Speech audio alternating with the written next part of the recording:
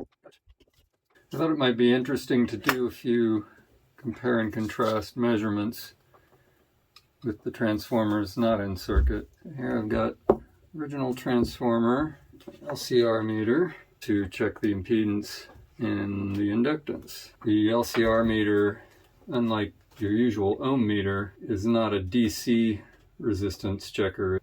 R is a misnomer. It should be LCZ, Z for impedance. It measures the impedance at either 1000 hertz or 1 kilohertz or at 120 hertz. Let's see now on the secondary, that's the yellow and green and green and green. I'm going to connect to 4 ohms.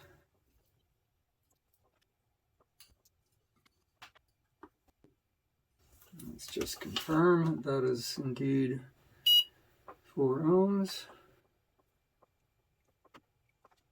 There we go. 4.0 ohms. So now I'm going to check the impedance on the primary between the yellow and blue. 6.45 kilo ohms. So the circuit that I'm building calls for 5K. Alright, I'm going to write that down. 4 ohms on the primary, I've got 6.46K, and that's yellow to blue. And check the inductance, 359 millihenries, or 0.359 henries. And let's check the new transformer. Compare with the 4 ohm taps, yellow and black. On the primary side, we've got green and red, where we want to check the impedance and inductance. Impedance quite a bit smaller, 85.4 millihenries. Resistance or impedance is 5.79K.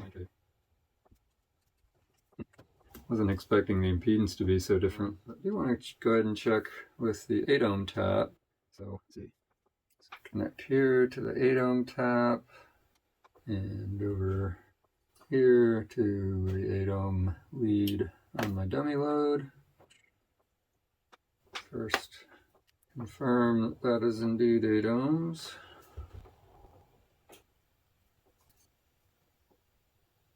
What?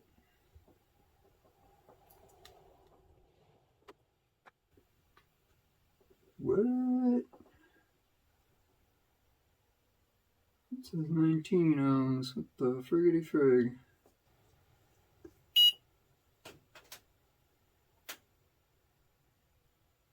This is 12. What the friggity frig? It's varying all over the place. Let me just go straight to the coil.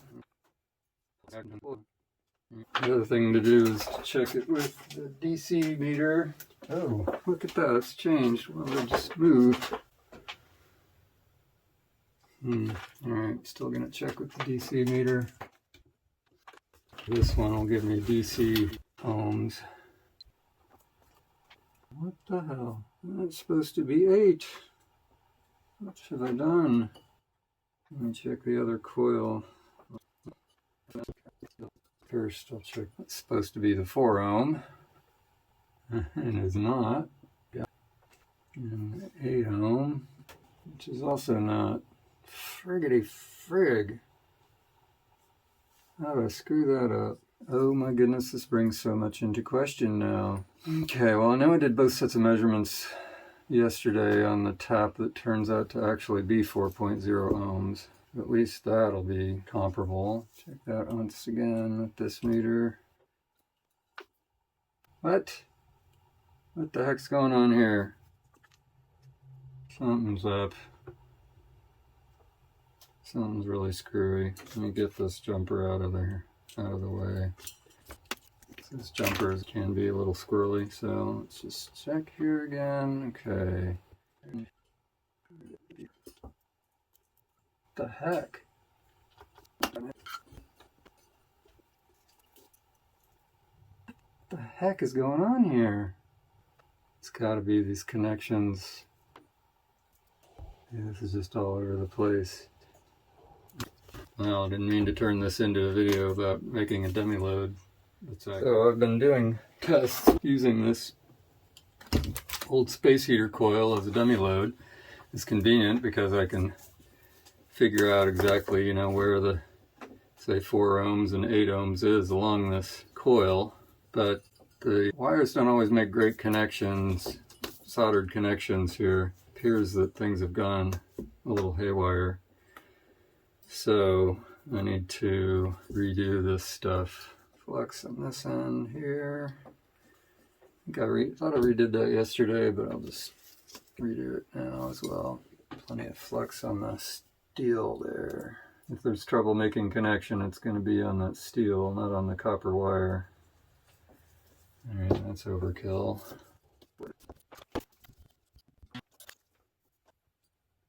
It's hard to get the steel hot enough to actually take the solder. Hard to get it to wet. Hard to get the solder to even stick to it at all.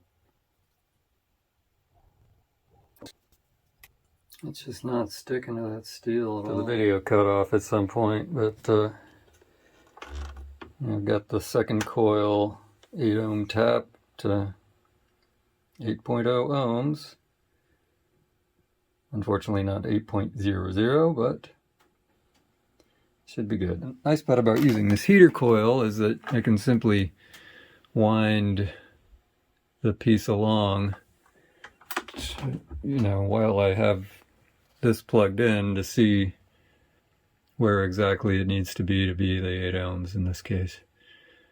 The problem is that the solder just doesn't stick to it, so the joints aren't as secure as they should be, as I'd rather they be. So that's something I will address at another time, not now. For now, this should be good enough. Now that I've got the issue of my 4 and 8 ohm loads dealt with, I can take the measurements on the output transformers again. So let's just do the old one again. Well, that's quite a different result. So I've got the 4 ohm tap connected across the secondary. And it's giving me 2K on the primary between the yellow and the blue. So that was at 120 hertz. Let me try the 1 kilohertz. Yeah, so that's now giving us back up close to what I had before. 6.25K. And the inductance, 337 millihenries. Similar to before. Try the new transformer. Start with the 4 ohm taps. That's before. Alright, so I've got similar to before, 88.9 millihenries. You can see it's giving me the parallel resistance here, or no, serial. Alright, whatever. 5.56K.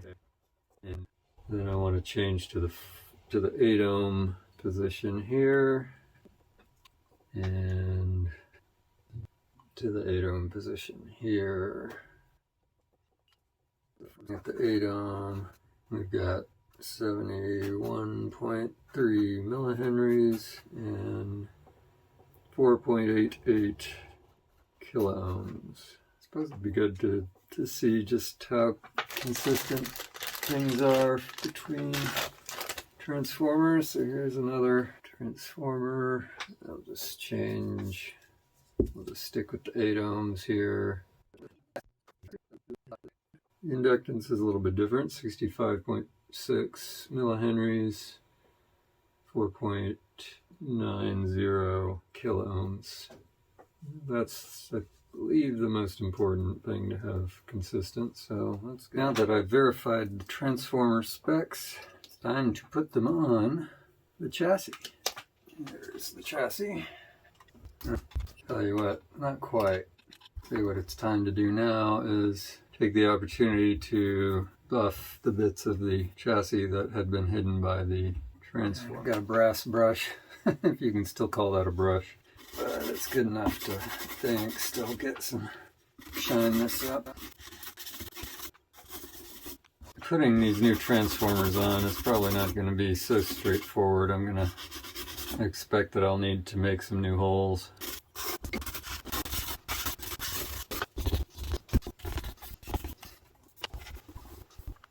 Let's lay these out, see how this is going to work.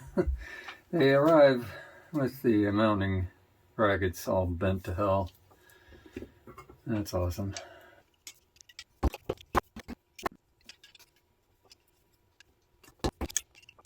Okay, so there's at least one complicating factor. Well, there's a couple of complicating factors. So, first of all, let's just see.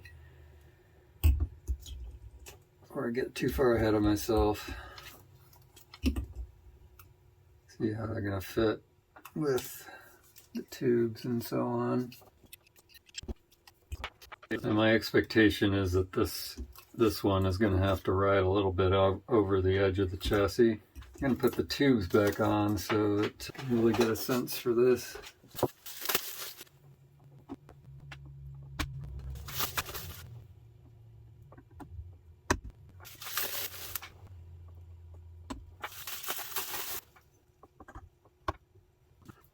Now, aside from simply the size, the other complicating factor that I was thinking of is that these wires are on two different sides as opposed to the same side. You can see all the wires are on the same side on the old transformers. They're on opposite sides on the new ones. Unless I want to wrap the wires around the transformer, I'm going to need at least one more hole each. So for this one, there is not going to be room for another hole on the top of the chassis because of the fact that it's riding over the edge, unless I move it in quite a ways. But I don't want it actually touching the output tube. In fact, I'd rather have it as far away from the output tube as I can manage, given the space on the chassis. The farthest away, of course, would be all the way to where the frame here is at the edge, even perhaps flush with the edge. I want it to be stable. Alright, so that's one option right like that. I want to make sure, if I want the transformers to be farther apart, I could go for that as well. In fact, I think I'm going to take those off, unless I don't. I plan to use some new input jacks, and the question is, do I keep the jacks on the top, or do I move them to the side? Now, if I take them off the top, then I could move this transformer all the way over here. I could even have it in a different orientation. I think probably what's going to work best is to keep it relatively close to its original position. And I think prefer distance from the output tube to having room for an extra hole on that, for another hole on the other side there. You know, it'd be nice if this could be flush, but that's actually just not going to happen at all. There's just not room for that. Unless it was way over here, I could put this all the way over here and still have reasonable distance between the transformer and the output tube, but perhaps this bracket will be hanging over the edge. Realistically, that's an option. I think my original plan was more like here, and that would certainly be the simpler thing. That means I could still use probably the original hole for all of the wires, just have to snake these wires around like that, which isn't the best looking option, but it's not an awful option. Alternatively, I could actually drill a hole in the side and run the wires down the side and in that way. I don't feel great about that particular option though. I don't know what those holes are for, if anything. They're actually spaced such that I could use those. If I wanted to use one of the original holes, then to keep the transformer, you know, straight, then it would practically be touching one of the output tubes. And that's not awesome at all. I could move it just a little bit, but then in that position, I think I would start to have trouble with this one. Yeah, then the mounting brackets are literally on top of one another. So if I use one of the original holes for this one right here, and these other holes that I just noticed on the top here for the other one, then this frame will be slightly over the edge, but that does put essentially the maximum possible distance between the transformer and the output tube, and that's nice. And everything kind of fits. I can use that hole, and as long as I'm wrapping one set of wires around, I might as well make it symmetric and wrap the other set of wires around. And so that leaves me to only needing one additional hole, which would be the other hole for this, to mount this transformer here.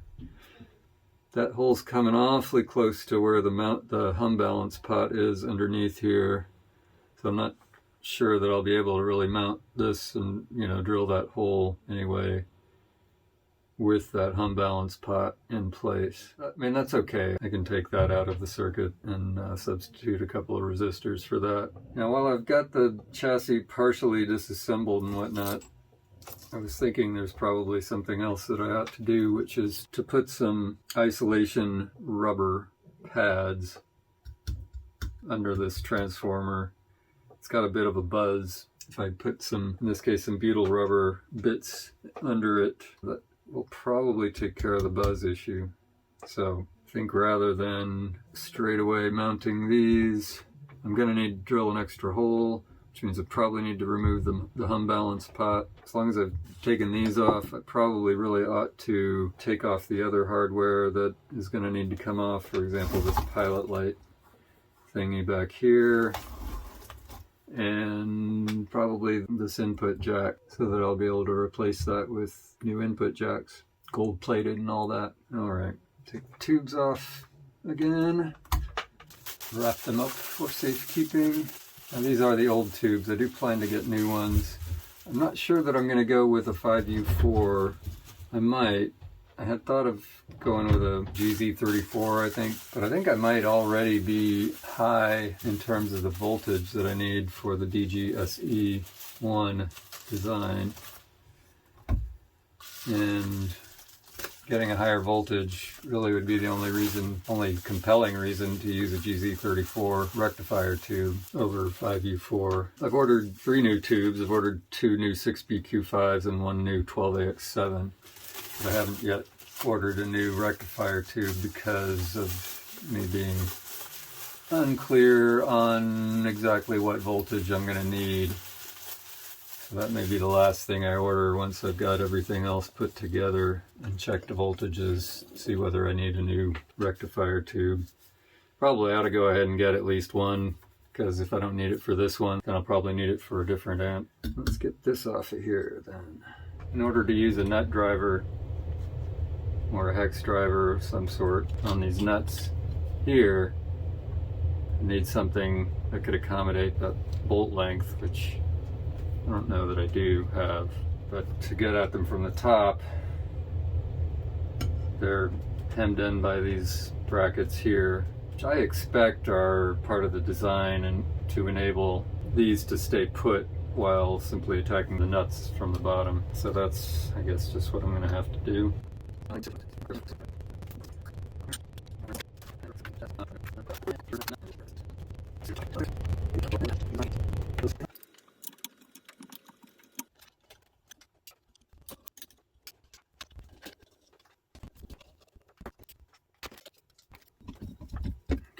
dropped that. Nice. So this is a sheet of butyl rubber. I got it originally to dissolve it in toluene to use to dope acoustic research and KLH speaker surrounds. Turns out this is vulcanized and therefore not appropriate for that task. Does not dissolve well in said toluene. So I have here what would have been a suitable washer for the purpose. I could just get some, but got this butyl rubber now that I don't have any other use for, so I might as well use it for this.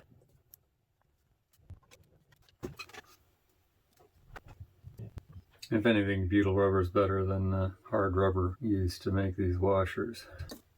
A little squishier. Could use neoprene, but that would just get smushed really. And I have to put holes in these with the drill.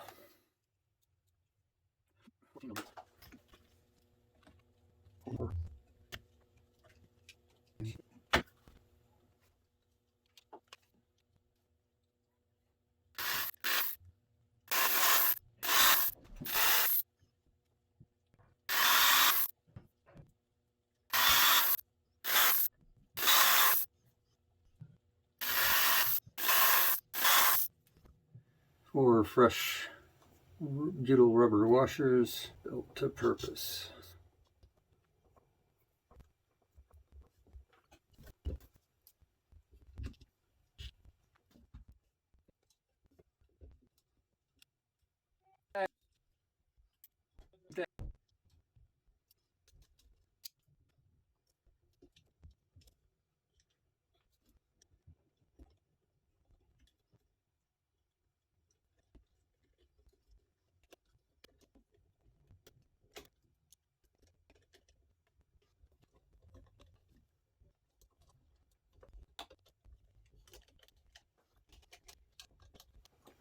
Alright, that should do nicely.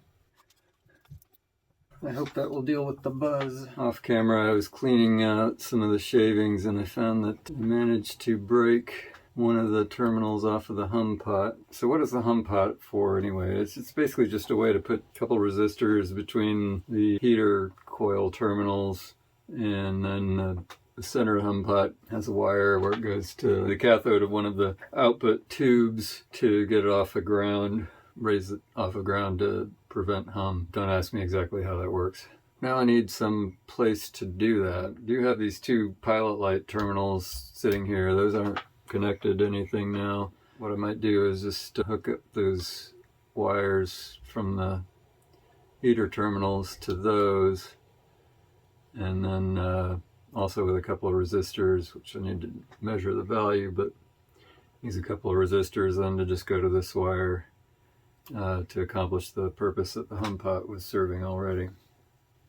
Hum pot's there. One transformer here.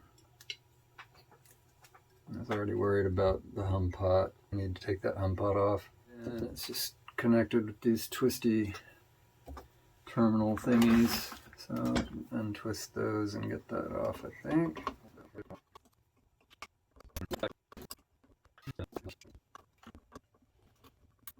Tempted to just break it since it's already broken. There we go.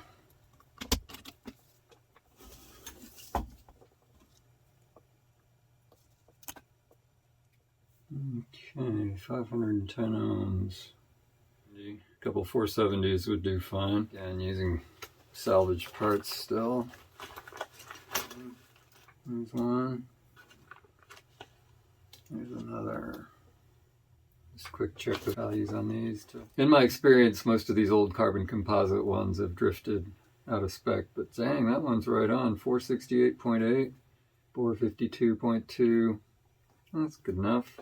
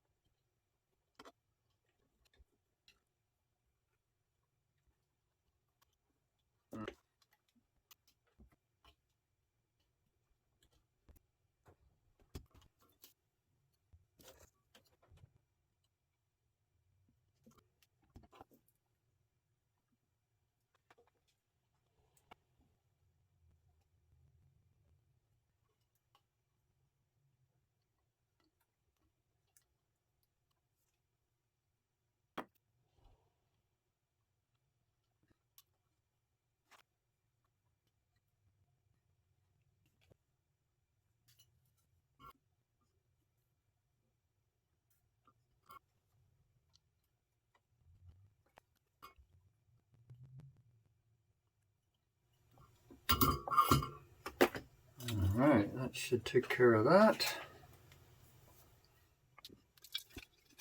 Much room to get these wires